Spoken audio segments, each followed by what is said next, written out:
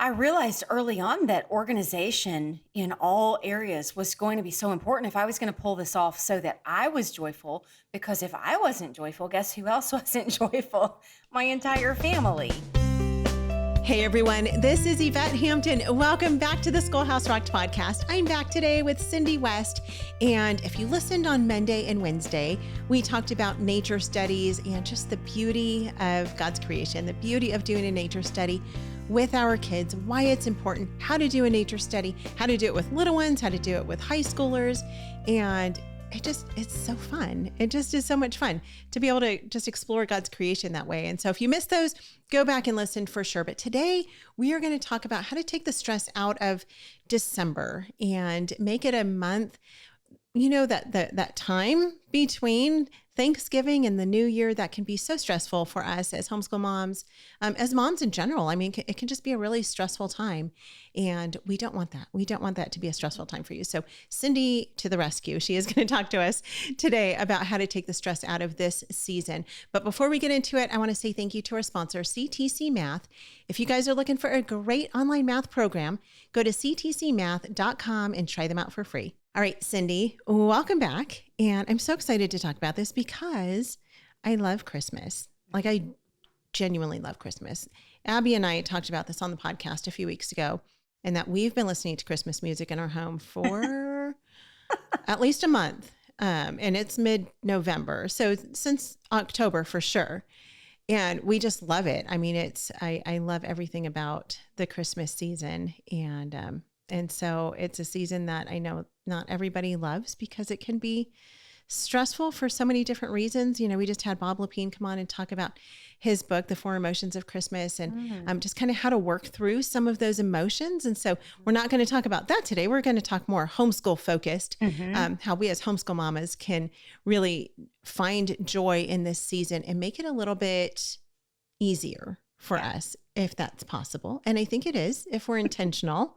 So talk to us about Christmas. I mean, do you love Christmas? Is this one of your favorite times of the year, like it is mine? Well, I love Christmas, but I found myself not loving Christmas for a while because Christmas for us as homeschool moms can be so many things. It's all of the pressure. And, I would find myself saying, I just want to celebrate Jesus's birthday. This is terrible. Right. Yeah. And so I realized early on that organization in all areas was going to be so important if I was going to pull this off so that I was joyful. Because if I wasn't joyful, guess who else wasn't joyful? My entire family. Right. So just a little background. And your situation doesn't have to be like mine, but we celebrate a birthday in December. I know you also have a December birthday in your home.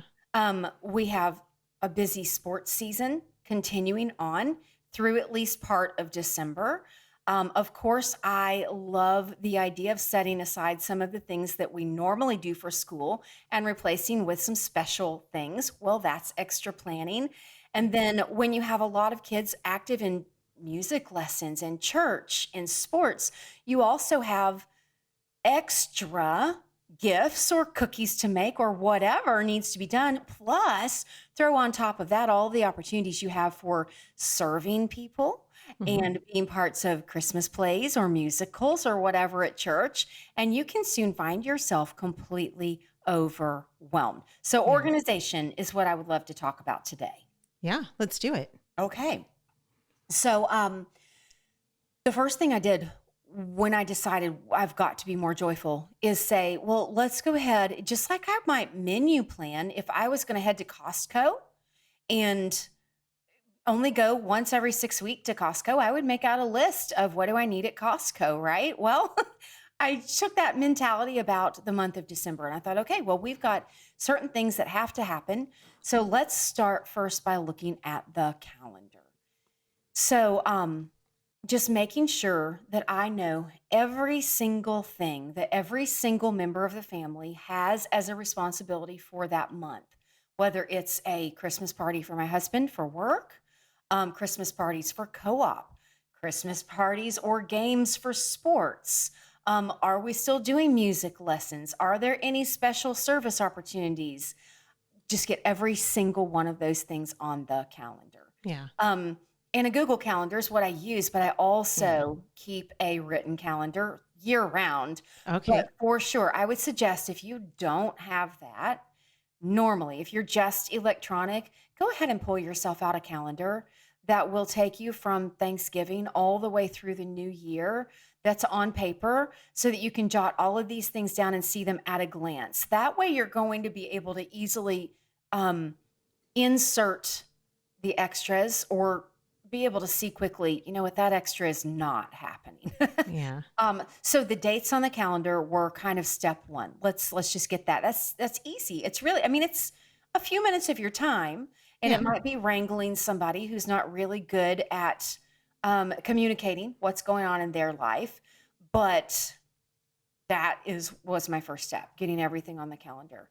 And then I thought, well, in order to make these days run smoothly, let's go ahead and get a menu planned out for this from Thanksgiving through Christmas, through New Year's, actually, because our family loves to celebrate a New Year's Eve appetizer party. And we have different foods for appetizers on New Year's Eve. So I thought we would schedule out all the different foods. And if there were any parties that I was responsible for, any hosting for any of these events, go ahead and get those menus and things planned too. So when I say menus, I'm talking about if I'm hosting Christmas dinner, yes, that menu already planned out. And this is pre-Thanksgiving.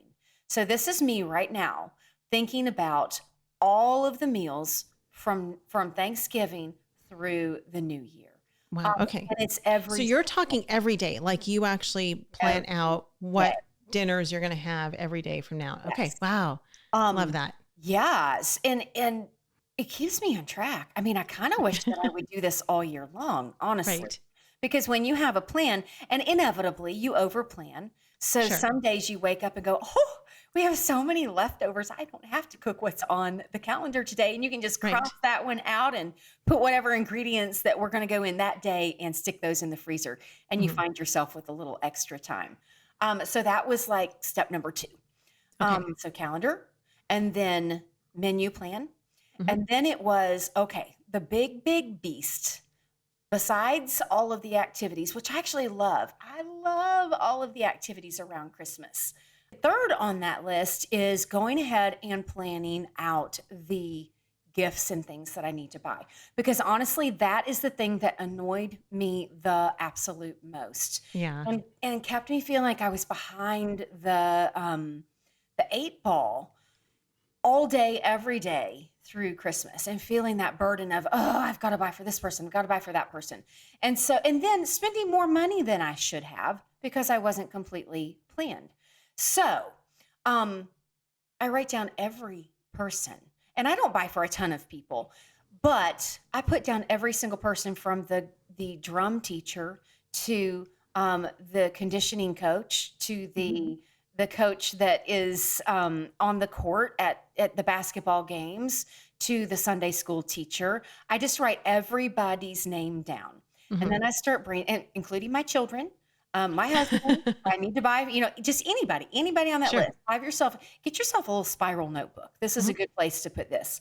And then you just start brainstorming. Okay, for coaches, they've worked really hard with my son this year, so I'm actually going to buy them a gift card to a restaurant. And I write that down. For the Sunday school teacher, I don't know. This is me just making something up in my head right Yeah. now. The Sunday school teacher, the youth leader, I know that they both love Kentucky Derby pies. We're going to make them a Kentucky Derby pie. That is Ooh, a and very Kentucky thing to say. I'm from Because I have Kentucky. no idea what that is. It's kind of like a chocolate pecan pie. Oh. Oh, it is Oh. so good. Now, some of them have other things in them. I usually leave the other things out. We Okay. won't go there right now. But and that will become an activity, a service project, a Christmas schooling fun thing for my son to help me make. I'm only Yeah. homeschooling one right now, so that's why I keep talking just about this son. So that becomes an activity that we can do. And so I just write down, what are we going to do for these people, buy for these people? And then I even note in that calendar, remember that running calendar, Mhm. when do these things have to be delivered? I go ahead and even write that down on the list. Yeah. Okay. So that's number 3. And then the fourth thing is I go ahead and do everything in preparation for those gifts. If I need to buy something, I buy it. If I need to order something, I order it. If I need to have ingredients prepared, as much as possible, I go ahead and get those ingredients. So I kind of have this running grocery list too, which I guess I didn't even mention when I started talking about the meal planning. Let's go ahead and get a running grocery list. What's in the pantry? What needs to be purchased? And then I even will start like a pantry grocery list, a gift grocery list, and I need to shop every week for things that expire grocery list. I Okay. literally write all of this stuff out. Wow. It, it is saving me so much. It sounds like a lot, but you're talking maybe a few hours of my time in total to Hmm. prepare all of this. Writing Yeah. down the calendar, writing down a quick menu plan, writing down the grocery list that goes with it, writing down the gifts, and going ahead and ordering the gifts or planning on that grocery list for preparation for that. Yeah. You're literally not even in probably a few hours of your time, Yeah. especially if you have an older kiddo or maybe your husband who likes to do this. Mine does not. So, an older kiddo who wants to sit down and help you think through these things. They Yeah. are so valuable for this. Yeah. And then the final preparation stage, which doesn't have to, take just a little bit longer, is step number 5. And that is going ahead and planning what school will look like for that entire space between Thanksgiving and Christmas. Yeah. If you're someone who just keeps things going as usual, okay, you have less to plan than I do because I tend to take a little break from the regular and we do what we call Christmas schooling, which Hmm. every single year has looked like something different. There's a blog post on our journey westward that says, I think it's called Christmas School, Okay. that gives all sorts of ideas and examples of what we've done. Okay. Um, but I will write down what devotion that I'm planning to use. I will write. So in the past couple of years, well, I'll just give you maybe a couple of years ago, my very favorite of all, we went through the Ann Voskamp book called maybe The Greatest Gift of All. I'm not exactly sure what the book is called, but it Okay. was a daily Advent devotional. Okay. And there were these beautiful illustrations. Well, I thought, you know what? We're going to read one of these a day, and I'm going to buy wooden circular ornaments. Uh-huh. And every single day, we're going to do a devotion and then just go right into a time where we paint an ornament based on that specific story of Advent. Oh, My fun. son and I did that together. I will never, those ornaments will go with me for the rest of my life. They Oh, turned out to fun. be the most beautiful things. They remind us of the story of Advent, and it was the most Hmm. precious memory. So it's things like that that I'll say, okay, this year's devotion is this. Yeah. And then is there another activity that we're going to do daily? I actually wrote a nature study guide for this. It's called Nature Okay. Study Through the Holidays, Advent. And Okay. so it's one where you can take on a weekly theme, um, the Advent theme, and it gives you some Bible study to do, some hymns to sing, Fun. some nature walks to take, and even some additional books and things that you can read. And again, that doesn't have to be your all day, every day. If you want to do some Christmas school, you could just say, we're going to do regular stuff just to keep things without getting too excitable through this Christmas season. But we'll take every Friday and we'll do Fun Fridays. So you Oh, could take something like that book and grab your Fun Friday activities. yeah. It's also what we will pop in for the Christmas schooling are things like those service projects. So I'll say, well, we're going to give those pies to the teachers on December 20th. Let's pretend like Sunday is December 20th. So the 18th is going to be pie baking day. And Yeah. I'll go ahead and I'll have that calendar of what are our events in front of me while I'm also putting together what does our school look like. So it's kind of like we're just planning out the whole month. Will things go wrong? Yes. Will some of those days be blown up because of sickness or extra events that pop up or friends that pop into town? Yes. This isn't perfection.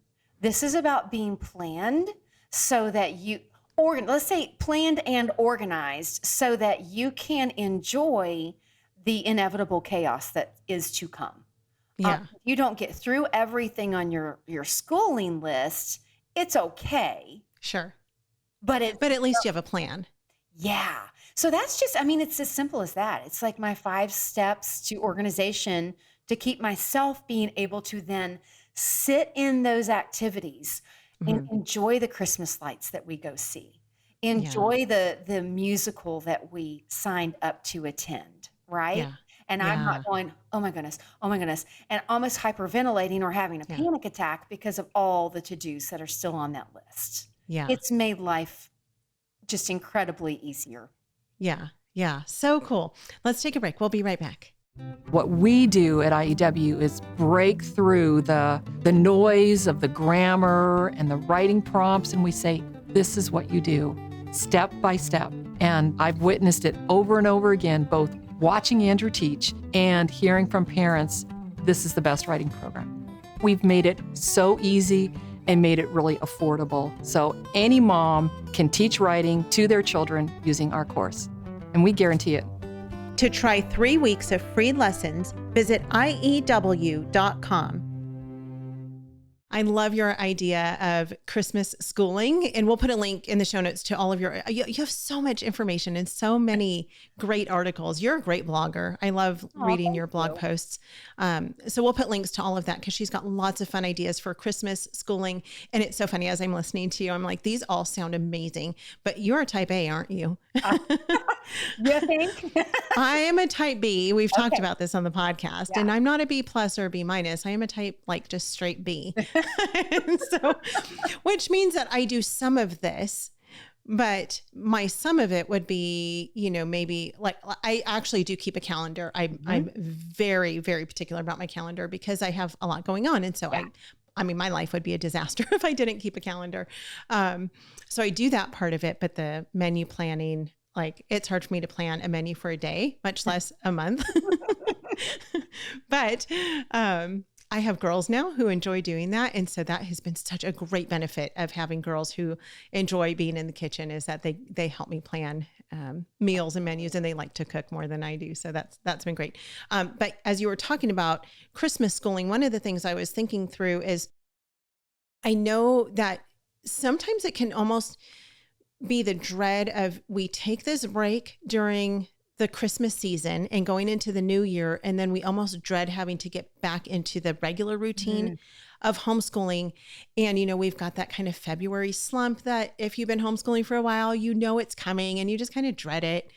And how do you take this time, this little break that you have, to kind of revive or revamp your homeschooling and prepare for the new year so that you can start strong again? Oh, 100%. Okay. Let me go back really quickly and say that different Christmas schooling times have looked different because of ages and stages of kids. So I am homeschooling an almost 16-year-old. And we still continue. He's got his math to do every single day.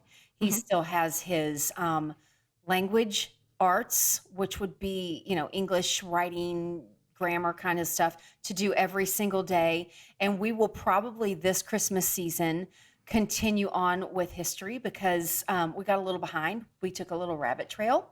Yeah. So Christmas schooling for us will be more like almost like a morning time event where we will spend time with the Lord, and we will do some things, and then we'll take off here and there for things like the pie baking and cookie baking and things like that.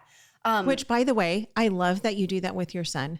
Yeah. I think that's so cool. His wife is going to be so grateful for that. He is an amazing baker and an amazing chef. Yeah. So cool. And I attribute it to having him in one of those little boppy chairs from the moment he could, sitting beside me in the kitchen. He has been part of it. So, that's so cool. He's Love amazing. that. Yeah. Sorry, I totally interrupted you. I just was like, that's so cool. You don't hear about that. Yeah.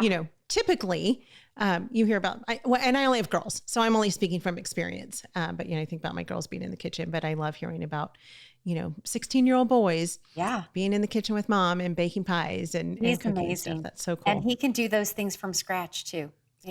Like not even use a recipe book sometimes. I still use a Nice. recipe book. Yeah. So some seasons have been a little more intensive on my part with Christmas schooling. I mean, we went all in, and all day, every day was something fun. And that did not leave quite the break. Mhm. I am enjoying much more of a break. So he's basically doing most of everything on his own. And then the Christmas school is planned. So we will enjoy that together. But I will have some downtime. And 1,000,000% yes. I go ahead and start thinking about the new semester. And I Mhm. kind of start with what went well this semester, what didn't Yeah. go well, what changes should we make? Do we want to keep everything as is? And that includes not only curriculum, Mhm. but drum lessons, sports, whatever. In fact, we just made the decision this week that drum lessons would cease until basketball season is over Mm. because it was really becoming too much travel on me. Yeah. And he's getting ready to get his permit. And so it was just one thing. So drum lessons aren't gone for good, but they have stopped for a little while. So that was, Mhm. a pre-thinking kind of decision. Sure. But when I was having busier Christmas schooling seasons, when I was throwing my whole self in, I would typically use that space between Christmas and New Year's when there was no school happening. My husband was usually off. He was doing fun things with the kids. Family was taking kids and doing things. And I would enjoy a little bit of peaceful, um, introspective planning time there Mhm. too. Um, and inserting some fun things so that Sure. January and February aren't terribly winter bluesy like they Right. can easily get to Yeah. be.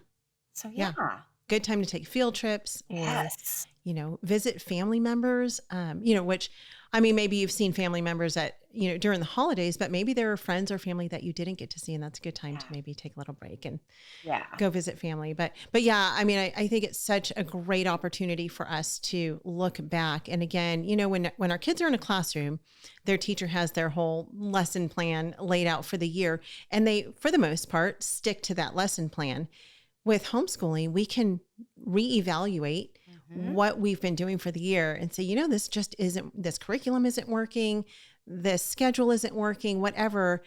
And we can revamp it and just yeah, say, okay, we're going to start over. We're going to start fresh. We're going to try something different and something new and keep from getting those January and February blues that we yeah, sometimes get. I think oftentimes it's the whole excitement of the holidays. And then we get back into the like everyday routine and it can be overwhelming yeah. sometimes. And One quick so, tip, if you are a textbook kind of person, mhm. insert a unit study.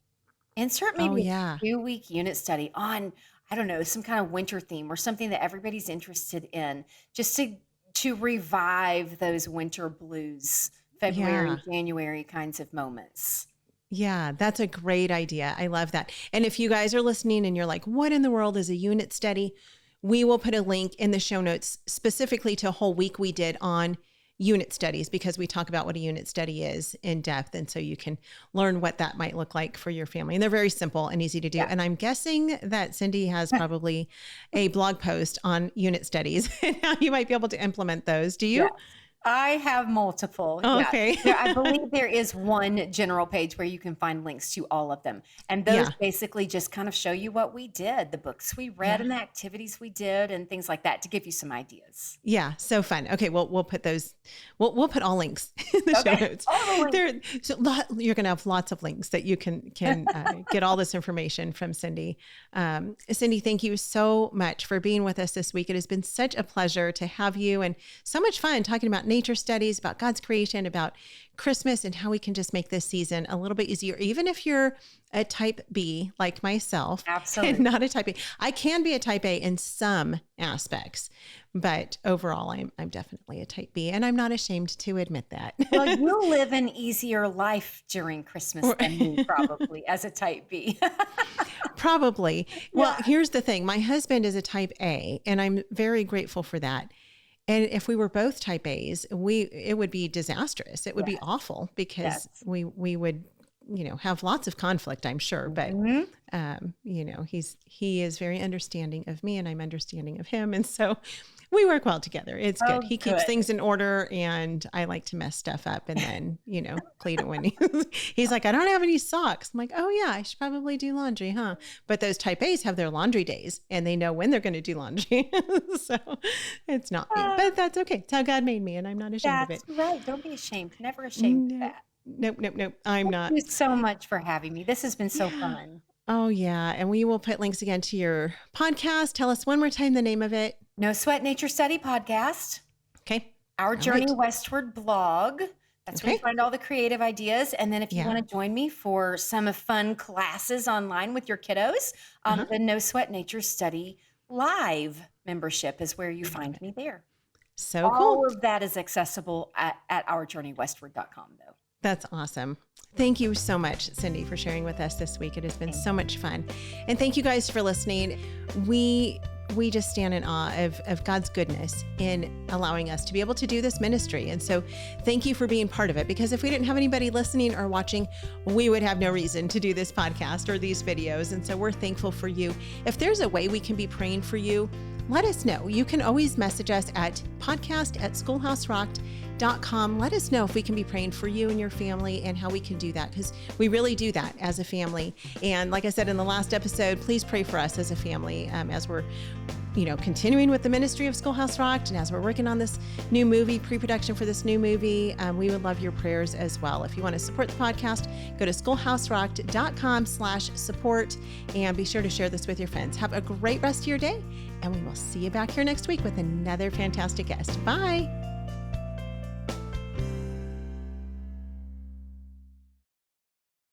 Over the past 6 years, you, the Christian homeschool community, have provided generous support to the Schoolhouse Rocked ministry, and it's had an enormous impact for the kingdom of God. Recently, we've spent some time taking inventory of what's been accomplished in this time because of your generous support. As you know, Schoolhouse Rocked, the Homeschool Revolution, the feature-length documentary, was released in November and is now available on DVD and streaming. We've had the privilege of showing the movie at conferences, churches, theaters, and homeschool events, and we've been blessed to hear the testimonies of how God is using it to impact families around the world. This show, the Schoolhouse Rocked Podcast, is in its 5th season with over 485 episodes and well over 1 million downloads and video views so far. We also launched the Homeschool Insights podcast this year. This daily podcast provides biblical homeschool encouragement in under 10 minutes for moms on the move. And to date, we've published over 130 episodes. We also offer the free Homeschool Survival Kit, a 70-page resource to assist and encourage homeschooling families. And we continue to offer access to the Homegrown Generation Family Expo. Now, we are in the early stages of work on a new movie, and we need your help. While we can't give many details yet, we expect this new film to have a huge impact in our culture. But projects like this simply can't be done without massive support from the community. So we're asking you to join in this important work. Visit schoolhouserocked.com/support and make a one-time or monthly donation that will change lives and hearts for eternity. That's schoolhouserocked.com/support.